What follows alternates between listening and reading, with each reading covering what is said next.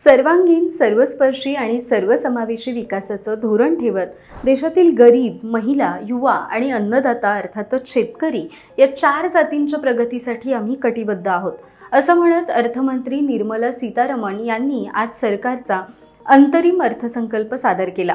या अर्थसंकल्पातील महत्त्वाच्या घोषणा आणि विविध घटकांसाठी करण्यात आलेल्या तरतुदी याबाबत जाणून घेऊयात। यावर्षीच्या अर्थसंकल्पात पायाभूत सुविधांवर भर देण्याच्या दृष्टीनं भांडवली खर्चात 11.1% एवढी वाढ करण्यात आली आहे, जी 11,11,111 कोटी इतकी आहे, जी GDPच्या 3.4% इतकी असणार आहे। येणाऱ्या वर्षात वित्तीय तूट कमी करण्याचं सरकारचं ध्येय आहे। 2023-24 मध्ये एकूण वित्तीय तूट GDPच्या 5.8% इतकी होती।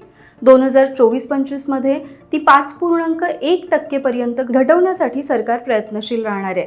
2025-26 पर्यंत ती 4.5% पर्यंत घटवण्याचं ध्येय सरकारनं समोर ठेवलंय। पंतप्रधान आवास योजना ग्रामीण अंतर्गत येणाऱ्या 5 वर्षात 2 कोटी अधिक घरं बांधली जाणार आहेत। तसेच शहरातील मध्यमवर्गीयांसाठी हाऊसिंग फॉर मिडल क्लास योजनेची घोषणा करण्यात आली आहे। शहरातील नागरिकांची विजेची गरज पूर्ण करण्यासाठी 1 कोटी घरांसाठी सोलर रूफटॉपची योजना राबवली जाणार असून प्रत्येकी 300 युनिट्स वीज प्रति महिना निर्माण करण्याचं ध्येय आहे। या माध्यमातून वर्षाकाठी प्रत्येकी 15 ते 18,000 रुपयांची बचत होईल, असंही सीतारमण यांनी सांगितलं। देशातील 1 कोटी महिला लखपती दीदी झाल्या आहेत।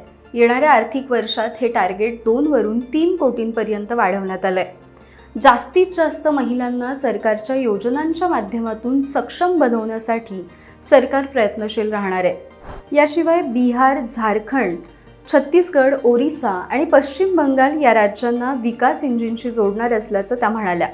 रिफॉर्म, परफॉर्म आणि ट्रान्सफॉर्म यावर भर देण्यात येणार आहे। रेल्वेसाठी एनर्जी, मिनरल्स आणि सिमेंट कॉरिडॉर्सची घोषणा करण्यात आली आहे। याशिवाय पोर्ट कनेक्टिव्हिटी आणि हाय ट्रॅफिक डेन्सिटी कॉरिडॉरची ही घोषणा केली गेली। तसंच 40,000 बोगी या वंदे भारतच्या बोगीसारख्या डेव्हलप केल्या जाणार असल्याचं त्यांनी सांगितलं। रिसर्च आणि इनोव्हेशनसाठी 1 लाख कोटींचा निधी प्रायव्हेट सेक्टरला दिला जाणार आहे। आध्यात्मिक पर्यटनाच्या माध्यमातून स्थानिक व्यावसायिकांना मोठ्या प्रमाणात संधी उपलब्ध आहेत। देशातील पर्यटनाला चालना देण्यासाठी 60 ठिकाणी G20 बैठका आयोजित करण्यात आल्या होत्या। राज्यांना पर्यटन स्थळं विकसित करण्यासाठी आणि त्यांचे जागतिक पातळीवर ब्रँडिंग आणि मार्केटिंग करण्यासाठी प्रेरित केलं जाणार असल्याचं त्या म्हणाल्या। याशिवाय आशाताई, अंगणवाडी सेविका आणि मदतनीस यांना आयुष्मान भारत योजनेचा लाभ देण्यात येणार आहे। या योजनेत 5 लाख रुपयांपर्यंतच्या उपचाराची सोय होणार आहे। मिशन इंद्रधनुष्य अंतर्गत लसीकरणावर भर देण्यात येणार आहे।